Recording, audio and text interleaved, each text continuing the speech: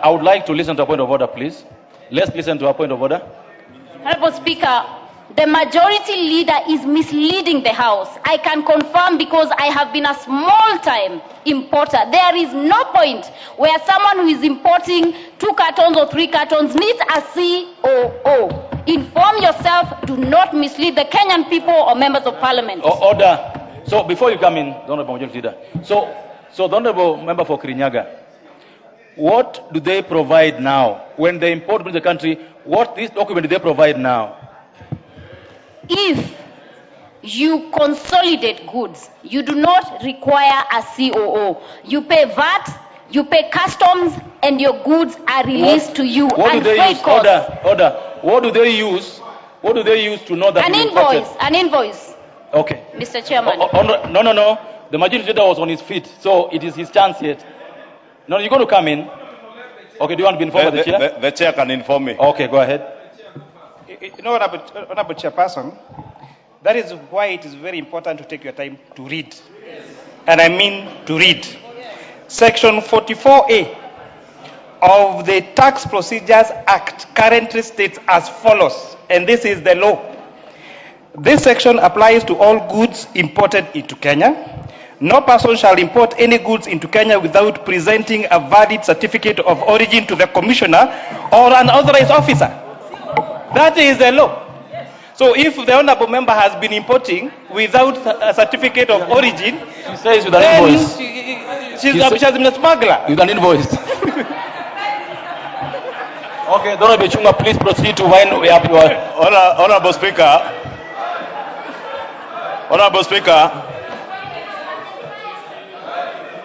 Honorable Speaker, order. If you can continue allow members to also contribute. The Honorable Order, the member for Kirinyaga, you have debated well.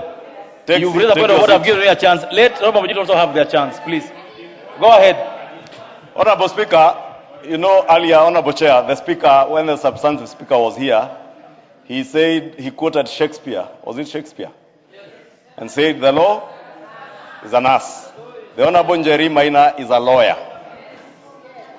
The Chair of Finance is an FCPA. But in CPA, when we are going through our CPA studies, we also study a bit of commercial law.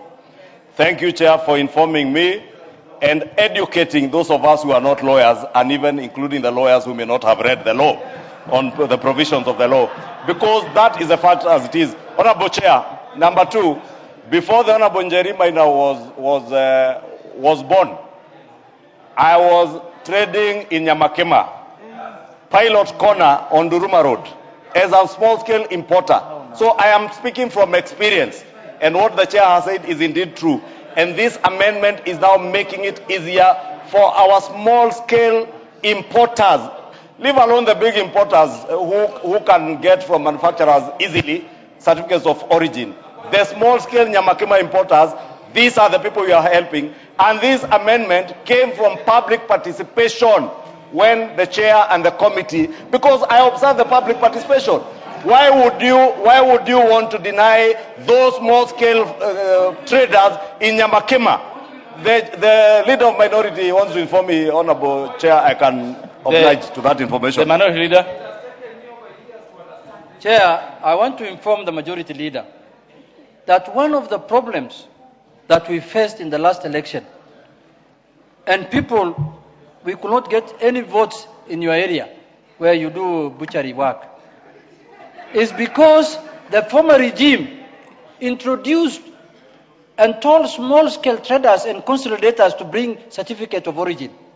This government is addressing that. They want people to bring their goods, the small group, without any hiccups, without any problems. Instead of this Wamitego and Omonjoro group appreciating that, they are still making noise. Please wind up. Honorable Chair, as I wind up, what the Honorable Junet says is indeed true. Which one? That you are a butcher man or what? Yes, all of them. Okay. When I left Nyamakema, I also ran a butchery in Kikuyu Town, and I am still a meat trader to date. Okay. And I am very proud of that, because even my late father was a meat trader all his life. Correct. Honorable Chair, I wanted to agree with the Honorable Junet. Indeed, last month, a relatively middle-aged man, because he wasn't young, so in his early 50s, about 45 years old, from Mwemuto here, died and lost his life following an episode that he went through under the last regime, when he imported goods worth, I think, about 25 million shillings.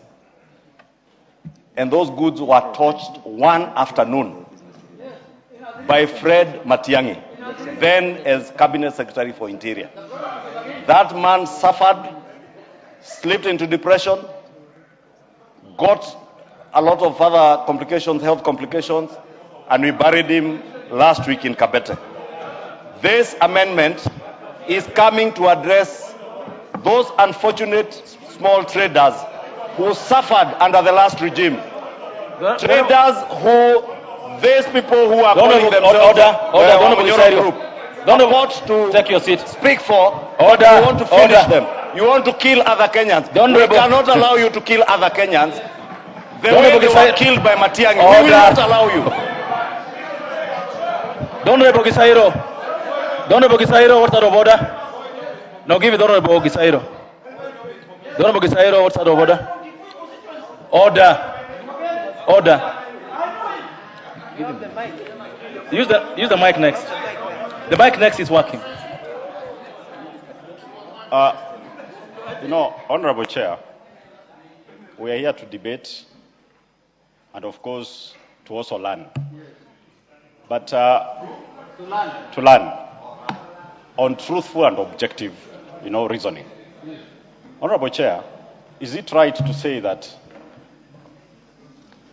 Honorable Matiang'i burnt somebody's goods? That is unfactual. As a person, is there such an evidence that implicates Matiang'i in the person? Honorable Chair, you see, we can sit here listening to the butcherman, but he cannot go to that extent of naming persons directly. That is wrong. Point taken. Root is killing people. Do we start? The Honorable Kibagendi, what is out of order? Is it the same thing the Honorable Gisairo? He's on a point of order already. Honorable Chair, it's inappropriate for the majority leader to imply that His Excellency Fred Matiang'i, the incoming president,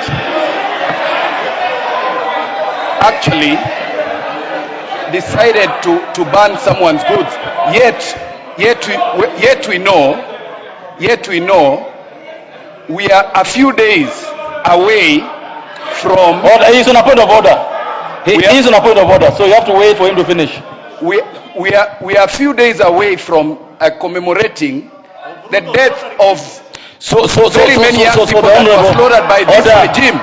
The Honorable Kibagendi, I need to get this clear.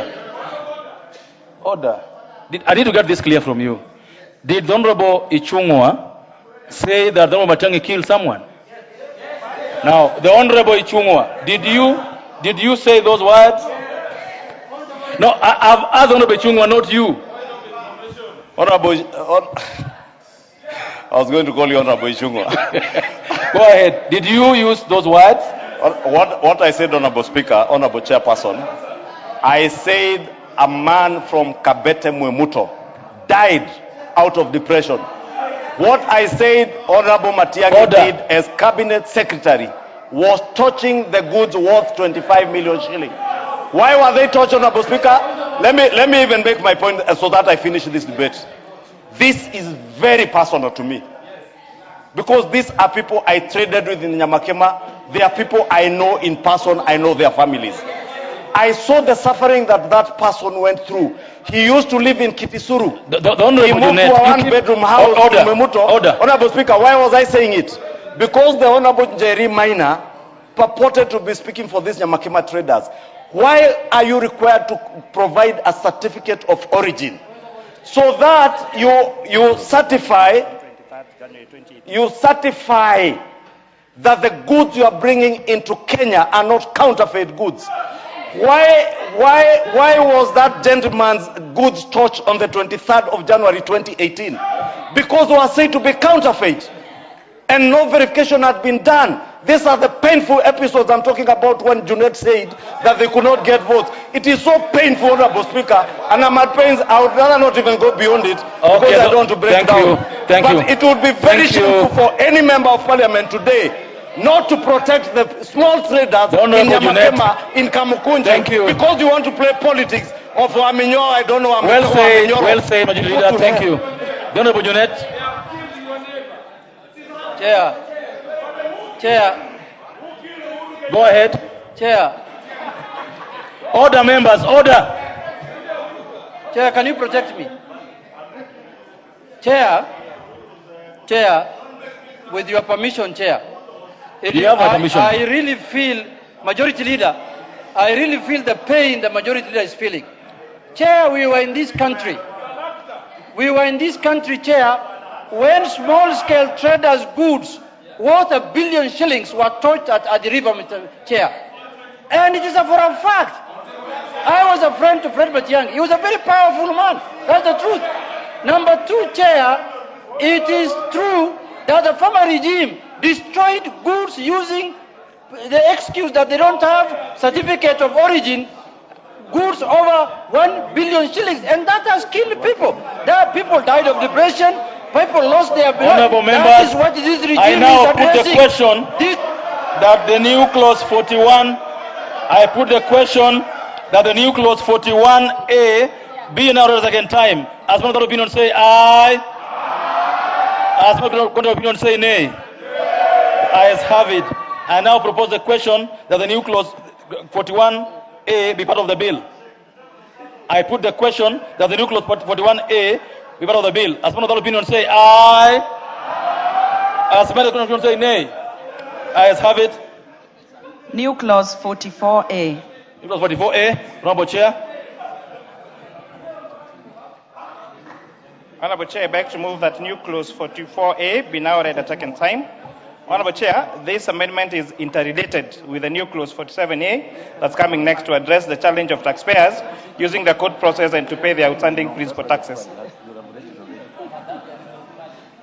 Members, I propose the question that the new clause 44A be now read a second time. I put the question that the new clause 44A be now read a second time. As one of the opinion say aye. As many of the opinion say nay. Ayes have it. I now propose the question, members, that the new clause 44A be part of the bill. I put the question that the new clause 44A be part of the bill. As one of the opinion say aye. As many of the opinion say nay. Ayes have it. Next. New clause 47A. The new clause 47A was amendment by the Honorable Majority Leader. Thank you, Honorable Speaker. Honorable Speaker, I beg to move that the new clause 47A be amended as proposed in the order paper. Honorable Speaker, this is in a way interrelated to the clause 45 that we just had a debate on. And the justification for this, Honorable Speaker, this amendment seeks to remedy the abuse by taxpayers who want to evade the payment of taxes using our court processes to avoid payment of the outstanding tax liabilities, and it provides very good safeguards of refund or offset of the amount, so that you do not go to the Court of Appeal or the High Court on frivolous appeals, and if you succeed with your appeal, you will get your full refund of what you had paid to KRA. I beg to move. Members, I propose the question that the new clause 47A be now read a second time. I put the question. The Honorable Mwenje wants to say something on it. Please allow him. Now, Honorable Speaker, Honorable Speaker, I think we need to be serious as a House. Because this clause, and I just want to address the Majority Leader on this, this is very easy to defeat in court. Why propose a clause that goes against our Constitution? If you look at Article 48, 47, and 50, it will be very easy to defeat this provision. KRA